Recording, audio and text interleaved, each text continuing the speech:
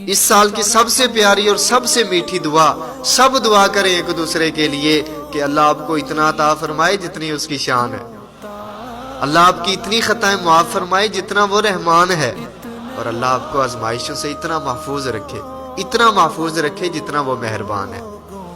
और फिर दुआ करें एक दूसरे के लिए कि अल्लाह ताला सब परेशान हालों की परेशानियों को दूर फरमाए, सबकी जिंदगियों में खुशहालियां अता फरमाए, बहारें अता फरमाए। फिर दुआ करें एक दूसरे के लिए, फिर दुआ करें कि अल्लाह ताला बे औलादों को नेक औलाद अता फरमाए। यार इंसान एक दूसरे को क्या दे सकता है सिवाय दुआ के? यही दुआ तो है जो इंसान एक दूसरे के लिए कर सकता है।